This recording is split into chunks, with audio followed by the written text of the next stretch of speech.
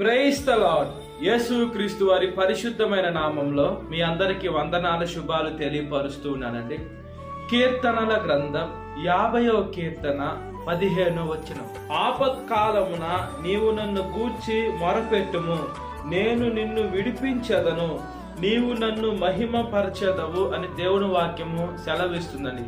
మనకి ఎప్పుడైతే ఆపదలు కలుగుతాయో ఆపత్కాలమందు మనము దేవునికి మొరపెడితే దేవుడు మనకి విడుదల దయచేస్తాడు. అప్పుడు మనం దేవుడిని మహిమపరిచే బిడ్డలుగా ఉండాలని అని దేవుని వాక్యం సెలవిస్తుంది. ఈ లోకంలో మనకు ఆపద కలిగినప్పుడు మనము మనుషులను పిలుస్తూ ఉంటాం, మనుషులకు మొరపెడుతూ ఉంటాం. అది ప్రయోజనం ఉండదండి. మనం ఎప్పుడైతే ఆపద సమయంలో దేవునికి మొరపెడితే దేవుడు మనల్ని విడిపించేటువంటి దేవుడు, దేవుడు మనల్ని గట్టెక్కించేటువంటి దేవుడు, దేవుడు మనల్ని కాపాడేటువంటి దేవుడు, మనం రక్షించేటువంటి దేవుడు, మనల్ని ఆదుకునేటువంటి దేవుడు, మనల్ని ఆయన గుండెల దగ్గర హత్తును చేర్చుకునేటువంటి దేవుడు అండి యేసు క్రీస్తు వారు. ఆపదలను చూసుకున్నప్పుడు అనేక రకాలుగా మనుషులకు ఆపదలు కలుగుతున్నాయి. అంటే రోడ్డు ప్రమాదం లేదా శారీరకంగా అనారోగ్యం, మన పాటికి మనం రోడ్లో మనము స్ట్రైట్గా వెళ్తున్నా వెనకాల వాహనాలు వచ్చి కొట్టేస్తున్నాయి. అదేవిధంగా మనం ఏ ప్రదేశానికైనా వెళ్తున్నా మనకి ఉన్నటువంటి గుండె నొప్పి వస్తే అక్కడే పడి చనిపోతున్నారు. అంటే హఠాత్తుగా మన ప్రాణాలు మనకు తెలియకుండా ఆరోగ్యంగా ఉన్న మనం చనిపోయే బిడ్డలుగా ఉన్నాం. మనం బాగా నడిచేటువంటి మనము ఏ జీవం లేని శవంగా పడిపోతున్నారు ఈ లోకంలో మనుషులు. అంటే ఆపద వస్తుంది, వాళ్ళ ప్రాణం మీద ఆపద వచ్చేస్తుంది. అది వాళ్ళకి తెలియదండి. అలాంటి సమయంలో మనం ఎప్పుడైతే దేవుడికి ప్రతిరోజు అయ్యా నేను బస్సులో ఇలాగా వేరే దగ్గర వెళ్తున్నాను కాపాడండి దేవా, లేదా నేను ఇక్కడ వెళ్తున్నాను మంచి ఆరోగ్యం దయచేయండి, ప్రయాణాన్ని కాపాడండి, ప్రతి ఒక్కటి మనం ఎప్పుడైతే దేవుడికి ప్రార్థన చేస్తాం దేవుడికి తెలుసు కాబట్టి ఆపదల సమయాల్లో మనల్ని తప్పిస్తాడు. అప్పుడు మనం దేవుణ్ణి మహిమపరిచే బిడ్డలుగా ఉంటాం. దేవుణ్ణి మనం ఎంతగా మహిమపరచాలి, దేవుణ్ణి మనం ఎంతగా కొనియాడాలంటే దేవుడు ఎంత గొప్ప దేవుడు అంటే ఆయన ప్రేమ గొప్పదండి. దేవుని ప్రేమ మనము వర్ణించలేం. ఈ లోకంలో మనుషుల ప్రేమము మన దగ్గర ఒకటి కోరుకునే ప్రేమ మనుషులది. దేవుని ప్రేమ ఎలా ఉంటుందంటే మన దగ్గర నుంచి ప్రతి ఒక్క పాపాలు తీసివేసి ఆయన బిడ్డలుగా మార్చుకునే ప్రేమ దేవుడిది. దేవుని ప్రేమకి మనుషుల ప్రేమకి పొంతన ఉండదండి. దేవుని ప్రేమ కల్మషం లేని ప్రేమ, గొప్ప ప్రేమ. మనం బాధలో ఉంటే, ఇరుకులో ఇబ్బందుల్లో ఉంటే మన తల్లిదండ్రులు ఎలా చూడకుండా వాళ్ళు బాధపడి మనకు సహాయం చేయాలని ప్రయత్నిస్తూ ఉంటారో అంతకాడికి గొప్ప ప్రేమ అండి యేసు క్రీస్తు వారిది. దేవుడు మనల్ని తప్పిస్తున్నాడు కాబట్టి మనం సజీవ లెక్కలో ఉన్నాం. ప్రతి ఒక్క సమస్య నుంచి తప్పిస్తున్నాడు. అప్పులు బాధలే ఉన్నాయి, ఆ వడ్డీలు ఎక్కువైపోతున్నాయి, మనం కట్టలేని పరిస్థితుల్లో ఉన్నాం. అప్పుడు మనము ఆపద వచ్చింది మనకి, అప్పుడు దేవుడికి మొరపెట్టాలి. దేవుడు ఏదో ఒక రూపాన మనల్ని విడుదల దయచేసేటువంటి దేవుడు అండి యేసు క్రీస్తు వారు. ఈ లోకంలో మనుషులు ఏం చేస్తున్నారంటే సమస్య వస్తుంది, వాళ్ళు బాధపడి ప్రార్థన చేస్తున్నారు, సమస్య దేవుడు తీసివేస్తున్నాడు, ఇంతవరకు ఆగిపోతుంది. కానీ దేవుణ్ణి మహిమపరిచే మనుషులు చాలా తక్కువైపోయారండి. దేవుణ్ణి మనం మహిమపరచాలి. దేవుడు మనకి ఎంతగానో తోడుగా ఉన్నాడు, ఎంతగానో కాపాడుతున్నాడు, ఎంతగానో రక్షిస్తున్నాడు, ఎంతగానో ఆదుకుంటున్నాడు, ఎంతగానో ఆయన మనల్ని సేవిస్తున్నాడు. కాపాడే దోతలొక్క కంచె మన చుట్టూరు ఉంది. యోబు గారి చుట్టూరు దేవుడు కంచె వేశాడు. ఎందుకు కంచె వేశాడు? ఆయన ప్రార్థన చేస్తున్నాడు. ఆయన ఆపదలు వచ్చినా ఏమొచ్చినా ప్రార్థన చేస్తున్నాడు. అదేవిధంగా దేవుడు ఆయన కాపాడుతున్నాడు, ఆయన దేవుడిని మహిమపరుస్తున్నాడు. అలాగే మన జీవితాల్లో కూడా కంచె వేయాలంటే మనకు ఆపదలు వచ్చినా మనకు సంతోషం ఉన్న ఒట్టి ఆపదల సమయంలో దేవుణ్ణి అనుకుంటే సరిపోదండి. సంతోషంగా ఉన్న దేవుణ్ణి అనుకోవాలా. మనము సజీవ లెక్కలో ఉన్నామంటే దేవుని కృప. మన శరీరం నుంచి ఆత్మ వేరైందంటే ఇది దేవుడి దగ్గరికి వెళ్ళాలి. కానీ ఈ లోకంలో సాతాను దగ్గరకో లేదా నరకానికో వెళ్ళకూడదండి. కాబట్టి మనం దేవుని వైపు ఫోకస్ అవుతూ ఉండాలి. మన ఫోకస్ అంతా దేవుని పైన ఉండాలి. మనము అప్పుడు మొరపెడతాం. దేవుడు మనల్ని ఖచ్చితంగా ఏదో ఒక రూపాన కొన్నిసార్లు మనకు ఒక ఇబ్బంది కలుగుతుంది, ఒక మనుషుడు వచ్చి మన సహాయం చేస్తాడు. అప్పుడు మనం ఏమనుకుంటామంటే అయ్యా దేవుడు లాగా వచ్చి నన్ను ఆదుకున్నావే అని మనం అంటాం, మనుషుల్ని అంటాం. అంటే దేవుళ్ళలాగా ఎందుకు వచ్చి ఆదుకున్నాడంటే మనకు ఎటువైపు ఊపిరి ఆడకుండా మనకు సమస్యల్లో ఉన్నాం, అతను వచ్చి మనకు సహాయం చేస్తే మనకి ఎలా ఉంటుంది? దేవుడితో పోలుస్తాం మనుషుల సహాయానికి. అంటే అతన్ని కూడా దేవుడే పంపించుండొచ్చు. దేవుడి చిత్తం లేదు ఈ లోకంలో ఏం జరగదు కాబట్టి అతన్ని దేవుడే పంపించుండొచ్చు నా బిడ్డకు సహాయం చేయమని. అప్పుడు మనము ఆ మనిషిని బట్టి మనం అతను కృతజ్ఞత చెల్లించినా కూడా, అయ్యా ఆ మనిషిని పంపించింది మీరని దేవుణ్ణి మనం మహిమపరిచే బిడ్డలుగా ఉండాలండి. దేవుడు ఆయన పాలించే ప్రజలు, ఆయన మేపే గొర్రెలమైన మనము దేవుణ్ణి ఆరాధించాలి, దేవుణ్ణి సేవించాలి, దేవుణ్ణి ఘనపరచాలని దేవుడు ఆశపడుతున్నాడు.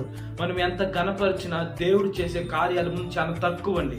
ఈ లోకంలో చెత్త మనుషుల్ని పొగుడుతున్నాం, నిందించే మనుషుల్ని పొగుడుతున్నాం, దుర్మార్గుల్ని పొగుడుతున్నాం, ఈ లోకంలో లంచగుండీల్ని, వ్యభిచారాన్ని, ఈ లోకంలో పాపంలో ఉన్నటువంటి వాటిని పొగుడుతున్నాం. నిజంగా సహాయం చేసి దేవుణ్ణి పొగుడుతున్నామా? ప్రేమ కలిగిన దేవుణ్ణి పొగుడుతున్నామా? మన కోసం ప్రాణం పెట్టిన దేవుణ్ణి పొగుడుతున్నామా? ఆయన ఉండేటువంటి పరలోక రాజ్యాన్ని వదిలిపెట్టి ఈ దరిద్రమైన లోకానికి వచ్చి ఈ దరిద్రులైన పాపులైన మనుషుల చుట్టూ తిరిగి మనుషుల్ని రక్షించేది కాకుండా, స్వస్థపరిచేది కాకుండా అలాంటి వాళ్ళ చేత సిలువ వేయించుకున్న దేవుడిని పొగుడుతున్నామా లేదా మనుషుల్ని పొగుడుతున్నామా? మనం ఈ లోకంలో మంచి దాన్ని పొగడం, మనం చెత్తనే పొగుడుతుంటాం, మన జీవితాలు చెత్త అయిపోతాయి. కాబట్టి మనం దేవుణ్ణి మాత్రం మహిమపరచాలండి. ఎవరినైతే ఎక్కువ పొగుడుతుంటామో అతని గర్వం వస్తే అతను నాశనం అయిపోతాడు. మనుషుల్ని పొగడడం మనం ఆపేసుకోవాలి. మనము దేవుణ్ణి పొగడాలి. ఆయన ఎంత పొగిడినా తక్కువే. మనం అనుకుంటాం, అయ్యా నీకు నేను అది ఇచ్చానయ్యా, ఇది ఇచ్చానయ్యా, నీకు నేను అంత సేవ చేశాను, ఇంత సేవ చేశాను, నా డబ్బు ఇచ్చాను మనం అనుకుంటాం. అది తెలివి తక్కువ ఆలోచన. ఆయన ఇస్తేనే మనం ఆయనకి ఇస్తున్నాం. దేవుడు ఆయన చిత్తంలో మనం బ్రతుకున్నామంటే దేవుని కృప.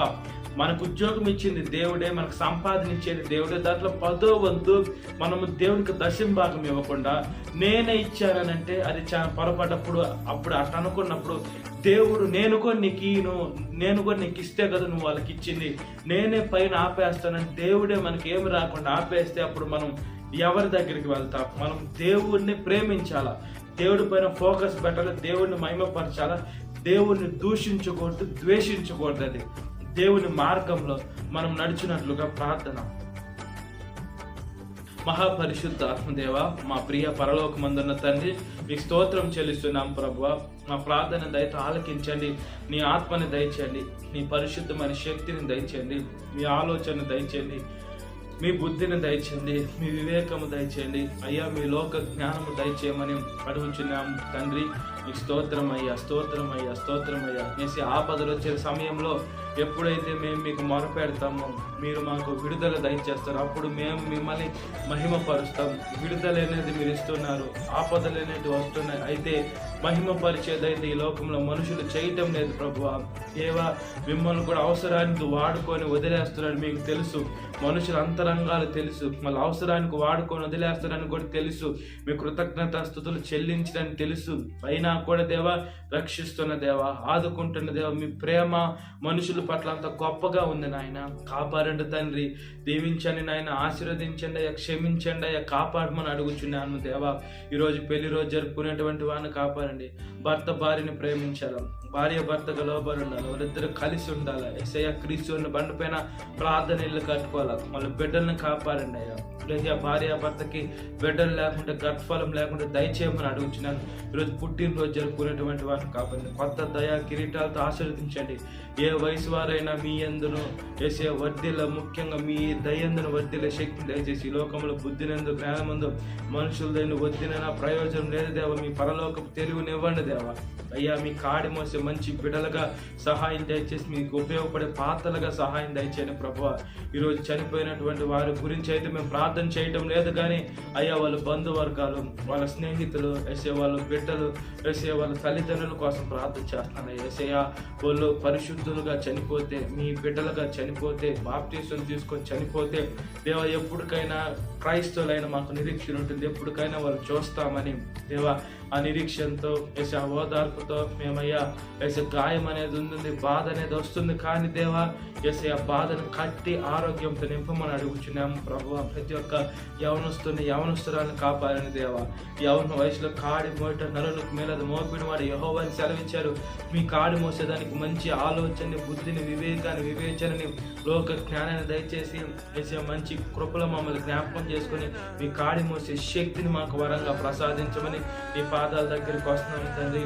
అయా తిరుగుబోతులను మార్చండి, వ్యభిచారులను మార్చండి, లంచ గుండెలను మార్చండి, వేసే తిరుగుబోతులను మార్చండి, పాపుల్ని, డ్రగ్స్కి, వేసే దోమపానము, అదేవిధంగా మద్యపానము, ఈ లోకంలో వేసే పాపంలో ఉన్నటువంటి ప్రతి ఒక్కరిని, వేసే పేకాటగాలని ప్రతి ఒక్కరిని మార్చి దేవా వేసే మీ బిడ్డలుగా మలుచుకోమని నీ పాదాల దగ్గరకు వస్తున్నాము తండ్రి. నా ప్రార్థన దయతో ఆలకించమని అడుగుచున్నానయ్యా. అయ్యా సాతాను శోధన ప్రతి ఒక్క బిడ్డని విడుదల దయచేసి ఈ వాక్యం వింటున్న ప్రతి ఒక్క బిడ్డని పేరు పేరున జ్ఞాపకం చేసుకొని ఈ దినకాలపు దీంతో నింపమని నజరేయుడైన యేసుక్రీస్తు వారి పరిశుద్ధమైన నామంలో మిక్కిలి వినం తలుచున్నాను మా పరలోకమందున్న తండ్రి. ఆమేన్. Praise the Lord. God bless you. Have a great day.